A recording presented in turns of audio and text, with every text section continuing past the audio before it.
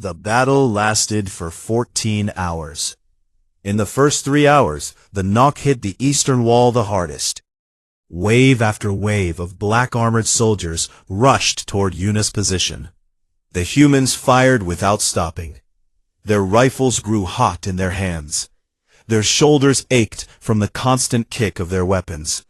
But they did not leave the wall. Sun Ho fired until his first energy pack was empty, then loaded another, then another. His fear had not gone away, but it had moved somewhere deep inside him where it could not reach his hands. He aimed, he fired, he aimed again. Beside him, Do-hyun fought with one good arm and a face made of stone. By the 4th hour, 2 humans had fallen. A woman named Minji was hit in the leg and had to be pulled behind the wall. A man named Taehyun took a blast to his chest plate. The armor saved his life, but the force broke 3 of his ribs. He refused to leave his position. He kept fighting from his knees. On the western wall, Borath and his Valorians were locked in a brutal fight with the Nok heavy walkers. The machines were enormous, each one standing taller than a building. Their cannons fired beams of blue energy that could cut through metal like paper.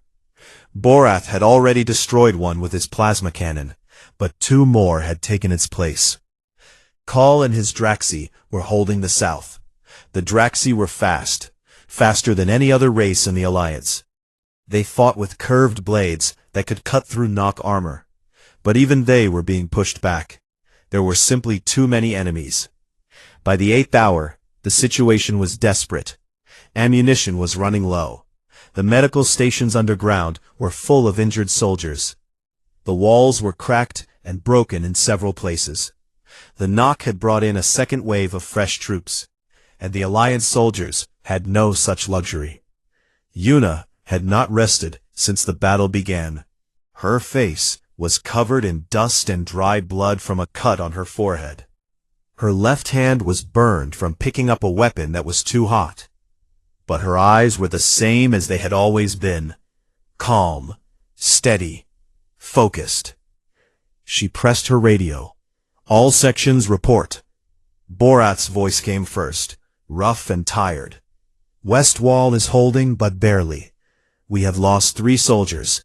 Ammunition is at 30%. Kaul spoke next. South Wall is damaged. 2 Draxi dead. We can hold for maybe 2 more hours. Firak's thin voice came last. Sensors show no flanking moves, but the Nok are massing for a large push from the north. It will come within the hour. Yuna closed her eyes for a moment. She did the math in her head. Alliance reinforcements were still 12 hours away. They could not hold for 12 more hours. Not like this. She opened her eyes and made a decision that would become a legend of its own. All sections, listen carefully, she said into the radio. We are not going to wait for them to come to us. We are going to attack. There was silence on the radio. Borath spoke first. Attack? We are outnumbered and low on supplies. That is madness. Yes, Yuna said. It is. More silence. Then Kaul's voice came through, quiet and serious. The Draxi will follow you. Then Borath, after a long pause. So will the Valorians. Firak sighed. The Melians will provide support. But I want it noted that this is insane. Noted, Yuna said. The plan was simple because there was no time for anything else. All forces would leave the base together and push directly toward the Nok command position, a large armored vehicle sitting behind the enemy lines. If they could destroy it, the Nok forces would lose coordination. Without coordination, their numbers would mean less. It was a desperate plan. It was a human plan. They gathered at the north gate. Every soldier who could still walk was there. Humans stood beside Valorians. Draxi crouched next to Melians. Different races, different bodies, different worlds. But in that moment, standing together in the dust and smoke, they were one force. Yuna stood at the front. She was the smallest person there. She held her rifle in one hand, and a short blade in the other. "We go fast," she said. "We go together. We do not stop until that command vehicle is burning." She looked at Sunho. The young man was standing tall now. His hands were not shaking. His eyes were clear. He nodded at her once. "Let's go," Yuna said. They charged. The Nok were not expecting an attack. Their forces were spread out, preparing for their own final push. When the Alliance soldiers came pouring out of the base, like a river breaking through a wall, the front lines of the Nok fell apart in confusion. Borath led the left side, his plasma cannon roaring, his forearms swinging his weapon like it weighed nothing. Kal led the right side, his Draxi cutting through the Nok with terrible speed. Dohyun held the center with the humans, firing steady and precise. Yuna pushed through the middle like a knife. She moved through the chaos with a skill that came from years of war. Every shot she fired found its target. Every step she took moved her closer to the command vehicle. Sunho stayed right behind her. He fired at every enemy that came close.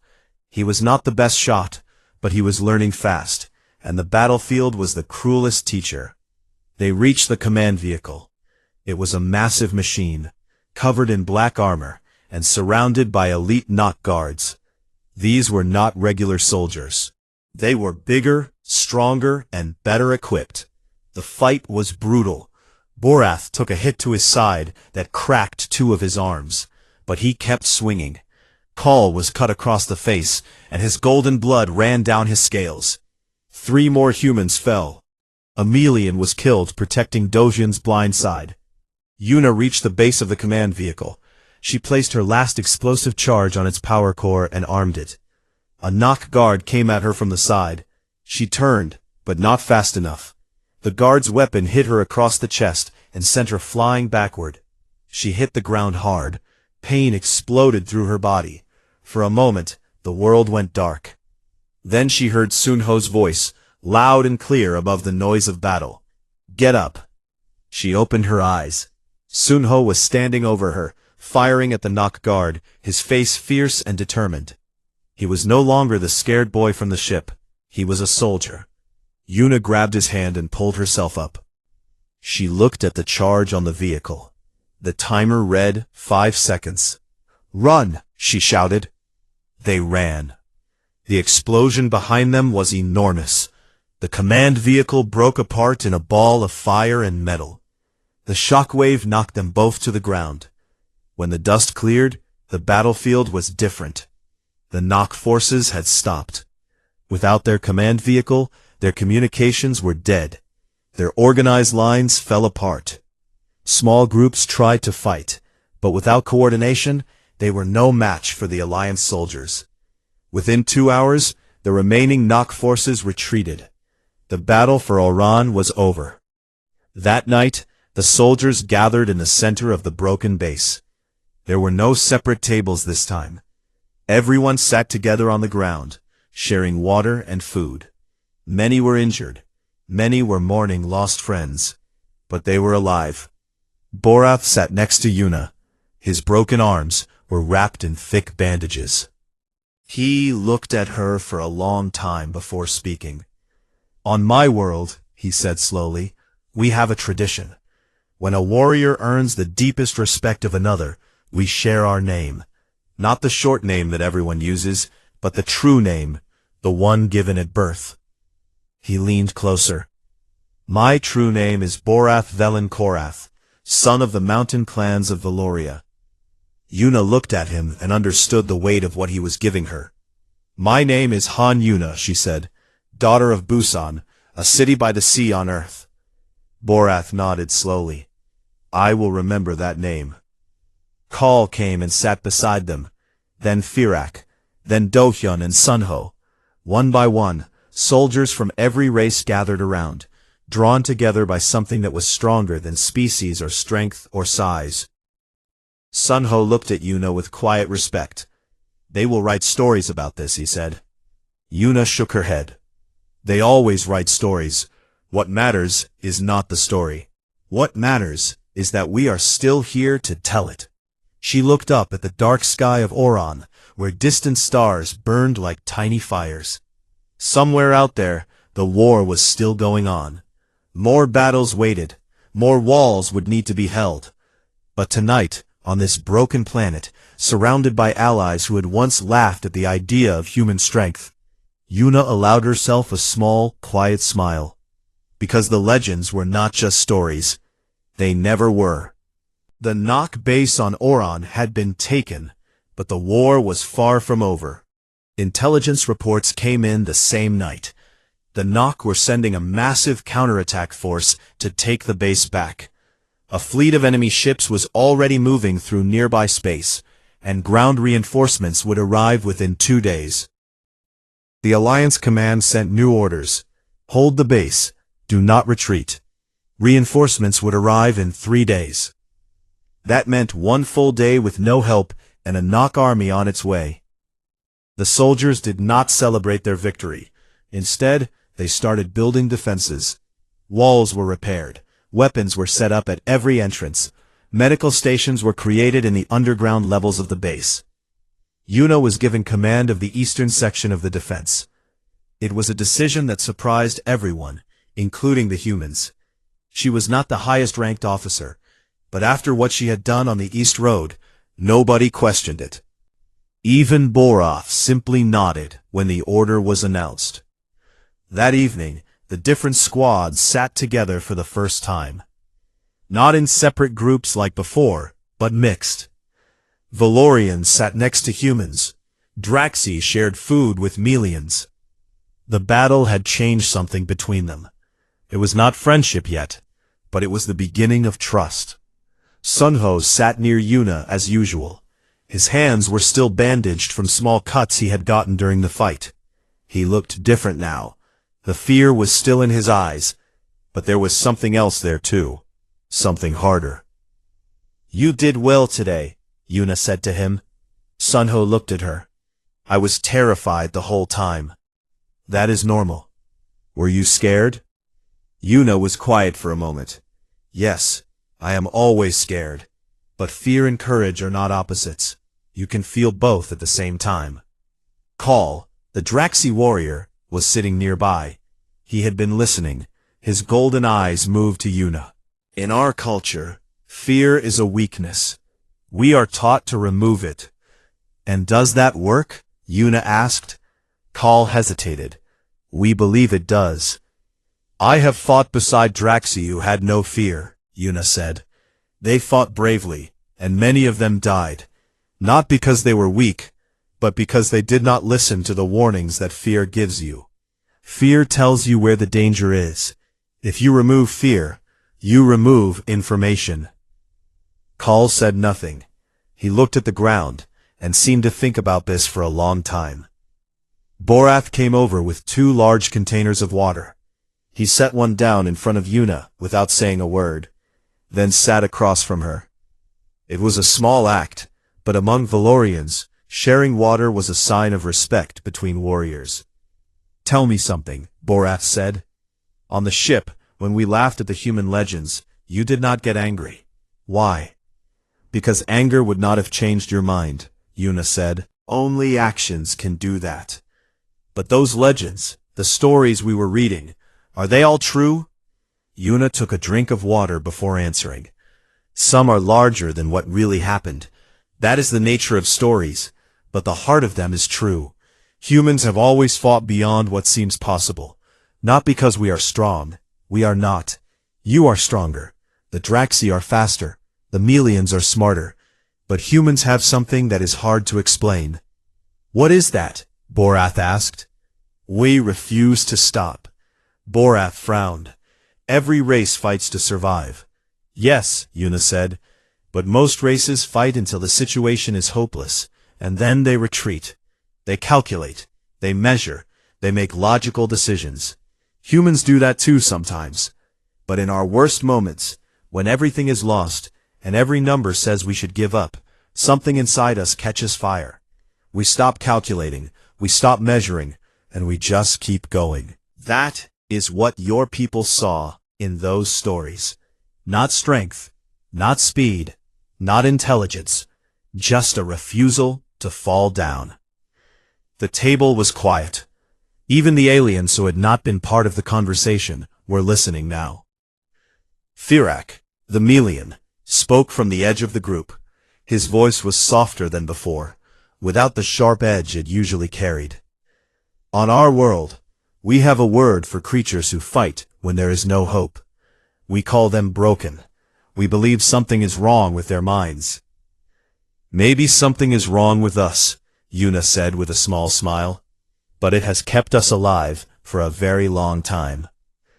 The next morning, the knock came. They came from the north, in a wave of black armor and blue light.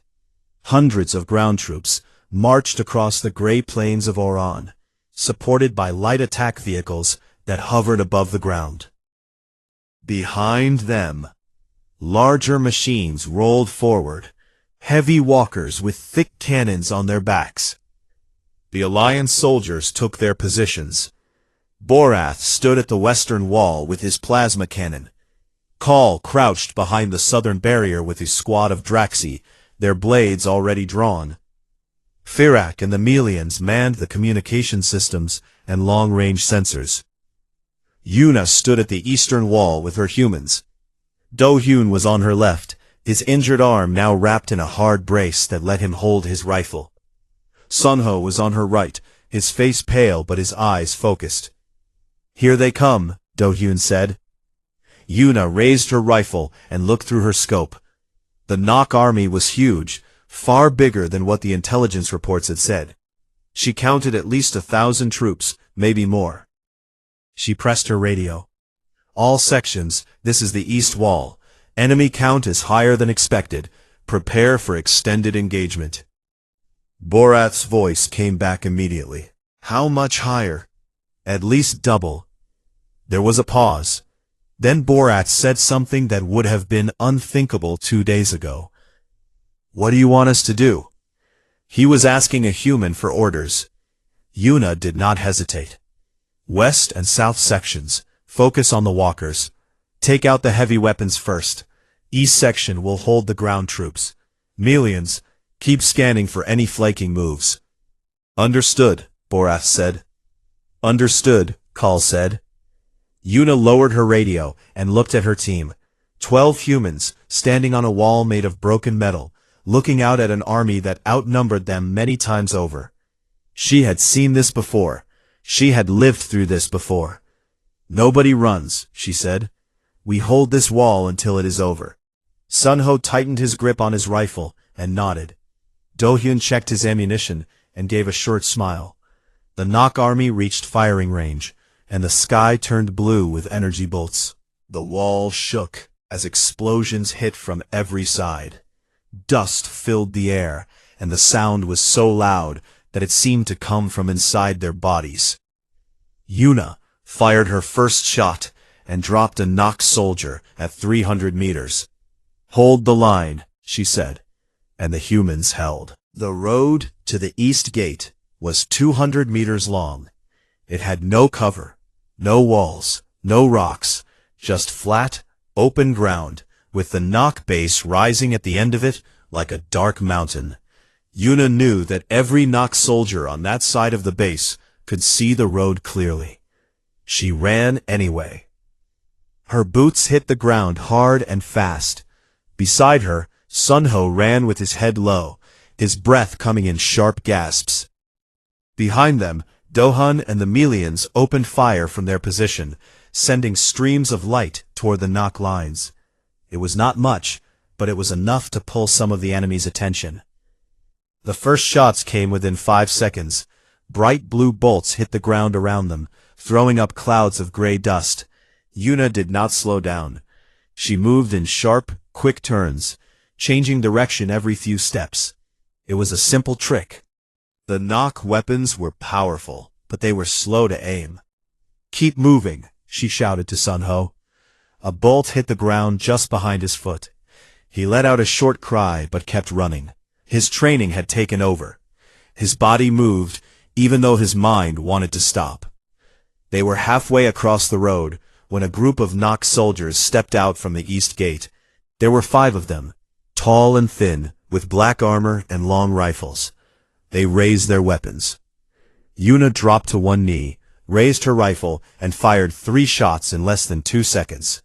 2 of the Nock fell. The other 3 took cover behind the gate. Sunho, grenade, the gate, now!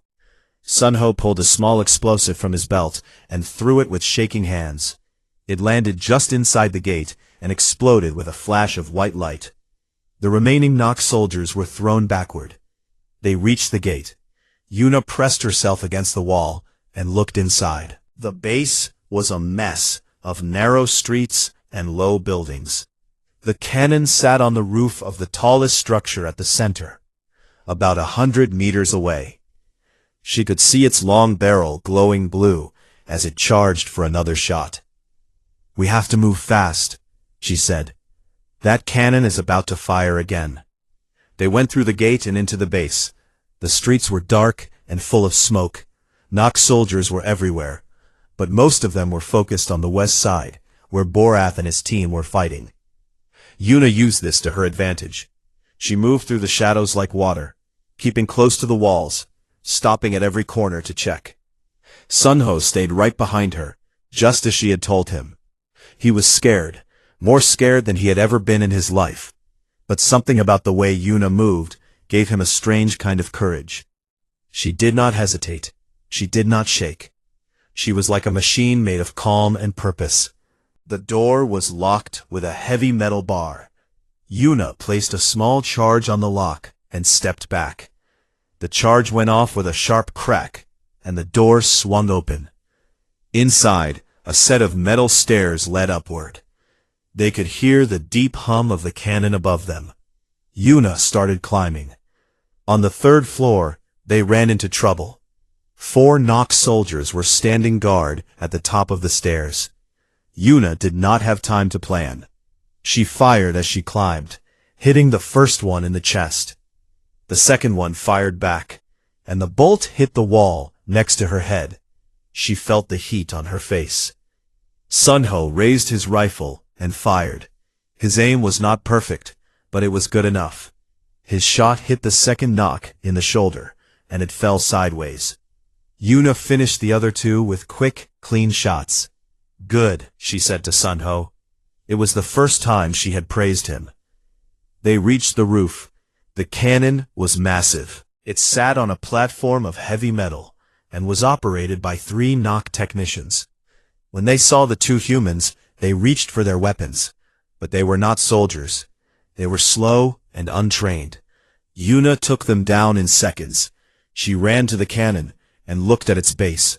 It was powered by a large blue energy core, about the size of a barrel. She pulled the explosive charge from her belt and attached it to the core. "We have 30 seconds, she said. "Run." They ran back down the stairs. Sunho's legs were burning, and his lungs felt like they were on fire, but he did not stop. They burst out of the building and sprinted toward the east gate. The explosion came right on time. The cannon broke apart in a ball of blue and white light. Pieces of metal flew into the sky and rained down across the base. The deep humming sound stopped, and for a moment, the entire battlefield was silent. Then Borath's voice came over the radio, loud and full of shock. "The cannon is down. Who did that?" Do-hyun answered from his position. "The humans. Yuna and the young one. They went through the east gate." There was a long pause. Then Borath spoke again, quieter this time. "Through the east gate?" "Yes." Another pause. "Are they alive?" Yuna picked up her radio. "We are alive. Push forward now. The path is open." With the cannon gone, the battle turned quickly. Borath and his Valorians charged through the west entrance, their heavy weapons tearing through the Nock defenses. Kal and his Draxi came in from the south. Do-hyun led the humans and Melians through the east gate, following the path Yuna had cleared. The Nock fought hard, but without their cannon, they had lost their biggest advantage. Within an hour, the base was taken. When the fighting was over, the soldiers gathered in the center of the base. Many were injured. Some were being carried on stretchers. The ground was covered in dust and broken metal. Borath walked through the crowd until he found Yuna. She was sitting on a piece of broken wall, cleaning her rifle. Her face was covered in dust and sweat, and there was a burn mark on her left arm where a bolt had come too close. He stood in front of her for a moment, looking down. He was still nearly 2 feet taller than her, even when she was sitting higher. "That road," he said slowly. "No cover. 200 meters, under direct fire." He paused. "Any Valorian who tried that would be dead." "Maybe," Yuna said. "Not maybe. Certainly." He shook his head. "How did you survive?" Yuna looked up at him. "I have been in worse places." Borath stared at her for a long time. Then he did something that none of his soldiers had ever seen him do before.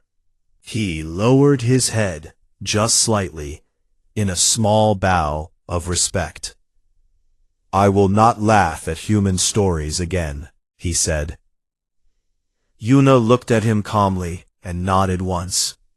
Then she went back to cleaning her rifle, because the war was not over yet, and there was still work to do. The dropships fell through the dark sky of Oran like stones thrown into a river. Inside the lead ship, 40 soldiers sat strapped into their seats, their weapons between their knees. The lights were red, and the air smelled of metal and sweat. Yuna sat near the front, with her eyes closed. Her rifle rested on her lap, and her hands were perfectly still. Across from her, Sunho was gripping his weapon so tightly that his knuckles had turned white. His breathing was fast and shallow. Next to Sunho sat another human, a tall man named Do-hyun. He had been in 3 campaigns before this one. He was calm, but his jaw was tight. He tapped Sunho on the knee. "Breathe slower," Do-hyun said quietly. "In through the nose, out through the mouth." "I am trying," Sunho whispered. "Try harder. If you pass out before we land, I am not carrying you." It helped a little. In the back of the ship, Borath and his Valorian squad took up most of the space. They were so big that each one needed 2 seats. Borath was checking his plasma cannon, a massive weapon that no human could even lift. He looked toward the front of the ship, where the humans sat, and shook his head. "Look at them," he muttered to the Valorian next to him. "The small one looks like he's going to be sick." "He probably will be," the other Valorian said. A voice came through the speakers. It was the ship's pilot, speaking in the common Alliance language. 2 minutes to landing. Enemy fire expected on approach. Hold tight." The ship shook hard as something exploded nearby. Sunho grabbed the edge of his seat. Yuna opened her eyes but did not move. She had felt worse. 1 minute. Another explosion rocked the ship. A red warning light flashed. The pilot's voice came again, this time louder. "Landing zone is hot. Enemy forces are already there. Prepare for immediate combat." The back door of the ship dropped open, and bright white light flooded in. The ground of Oran was gray and rocky, covered in dust. In the distance, the dark shapes of Nock buildings rose from the ground like black teeth. "Go, go, go!" the squad leader shouted. Yuna was the first human out. She hit the ground running, her boots crunching on the rocks. She moved to the left and dropped behind a large stone, raising her rifle. Through her scope, she could already see movement near the Nock base. Dark figures were pouring out of the buildings, carrying weapons that glowed with blue energy. Do-hyun came out next, pulling Sunho with him. "Stay low. Move to cover." Sunho stumbled but kept going. His heart was beating so fast he could hear it in his ears. He fell behind a broken wall and pressed his back against it, breathing hard. The Valorians came out last. Borath jumped from the ship and landed with a heavy crash. He raised his plasma cannon and fired a bright green blast at the Nock line. The explosion sent dirt and bodies flying. "Push forward!" Borath roared. For the first 20 minutes, Things went well. The Alliance soldiers moved toward the Nock base in two groups. The Valorians and Draxi took the left side. The humans and a squad of Melians took the right. They made good progress, clearing out Nock soldiers building by building. Then, everything changed. A deep sound filled the air, like the ground itself was humming. Yuna recognized it immediately. She grabbed her radio. "All units fall back from the east wall. They have a ground cannon." But her warning came too late. A massive beam of blue light shot from the Nock base and hit the ground between the two groups. The explosion was enormous. Rocks flew in every direction. 3 Melians were killed instantly. Do-hyun was thrown to the ground, and his arm was cut by flying metal. When the dust settled, the two groups were separated. A deep smoking trench had been carved into the ground between them, and more Nock soldiers were coming from inside the base, hundreds of them, moving in a wave of dark armor and glowing weapons. Borath's voice came over the radio, broken and angry. "We are pinned down on the west side. Heavy fire. We cannot reach you." Yuna looked around. On her side she had 12 humans, including the injured Do-hyun and the terrified Sunho, and 4 surviving Melians. On the other side, Borath had his Valorians and the Draxi. They were separated by open ground that was now under constant fire from the Nock cannon. "We need to fall back to the ships," said Firak, the Melian, his voice shaking through the radio. "We cannot take that base with half our force. If we fall back now, they will shoot the ships down. We need to take out that cannon first." "How?" Firak asked. "It is inside the base." Yuna studied the base through her scope. The cannon was sitting on top of the main building, protected by a wall of metal shields. There was one path to reach it, a narrow road that led through the east gate of the base. It was completely exposed. Anyone who walked that road would be under fire the entire way. She lowered her scope and made her decision. "Do-hyun," she said, "can you still fight?" Do-hyun looked at his bleeding arm and nodded. "I can hold a rifle." "Good. Take the Melians and give me covering fire from this position. Keep the Nock looking at you." She turned to Sunho. "You are with me." Sunho's eyes went wide. "Me? Where are we going?" "Through the east gate. We are going to destroy that cannon." Sunho stared at her. "That road is completely open. They will see us." "They will." She checked her rifle, put extra ammunition in her vest, and pulled a small explosive charge from her belt. She looked at Sunho with steady eyes. "Stay behind me. Move when I move. Stop when I stop. Do not think. Just follow." Sunho swallowed hard. His hands were shaking, but he nodded. Yuna spoke into the radio one last time. "Borath, if you can hear me, keep pressure on the west side. We are going in through the east." There was static, then Borath's voice, rough and disbelieving. "Through the east? That road is a death trap." "I know," Yuna said. "Cover us if you can." She turned off the radio, looked at Sunho, and said 2 words. The long metal hull of the warship Iron Tide was full of noise. Soldiers from 6 different alien races sat together on steel benches, eating and talking after a hard day of training. The Galactic Alliance had brought them all together to fight against the Nock Empire, a cruel force that had destroyed dozens of planets. At the center of the hall, a group of tall Valorian soldiers sat together. They were large creatures, nearly 8 feet tall, with thick blue skin and 4 arms. Their leader, a captain named Borath, was laughing so hard that the table shook under his fists. "Tell it again," Borath said, looking at a thin Melian soldier sitting across from him. The Melian, named Firak, had large black eyes and pale green skin. He was holding a small tablet and reading from it with a grin on his face. "It says here," Firak began, his voice thin and sharp, "that on the human homeworld, one single warrior killed 100 enemies with nothing but a small blade. They call him a legend. The table exploded with laughter. Borath slammed all four of his hands on the surface. 100? With a blade? These humans are wonderful storytellers. I will give them that. More soldiers leaned in to listen. A Draxi warrior named Kal, who had dark red scales and golden eyes, shook his head slowly. I trained with a human once. Small creatures, soft skin. I do not understand why the Alliance even accepted them. They were accepted because they breed fast, said another Valorian with a deep voice. Throw enough of them at a wall, and some will stick.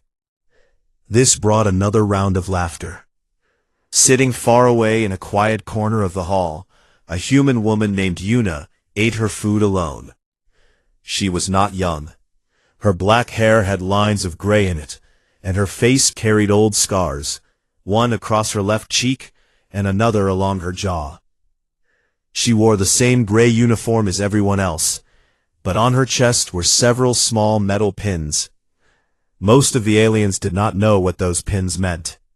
They were marks of service, given to soldiers who had survived many battles. Yuna did not look up when the laughter started. She had heard this kind of talk before. Every new mission was the same. The aliens would look at the humans and see small, weak creatures, with no claws, no scales, no venom, and no natural armor. They always laughed. A young human soldier named Sunho sat down next to her. He was fresh out of training, barely 20 years old, with a clean face and nervous eyes. He set his food tray down and looked over at the loud table. They are making fun of us again, Sunho said quietly. Let them, Yuna said without looking up. Does it not bother you? Sunho asked. Yuna took a slow bite of her food. No, she said. Sunho frowned. He pushed his rice around on his plate. I read the mission file. We are going to the planet Oron. The Nock have a base there. Heavy defenses. The briefing said to expect close combat. He paused. I have never seen real combat. Yuna looked at him for the first time. Her dark eyes were calm and steady. You will be fine. Stay close to your team. Do what your training taught you. Before Sunho could reply, a loud voice cut through the hall. Human. It was Borath. He was standing now, pointing one of his forearms toward Yuna. Come here. Sit with us. The hall grew quieter. Soldiers from other tables turned to watch. Yuna did not move right away.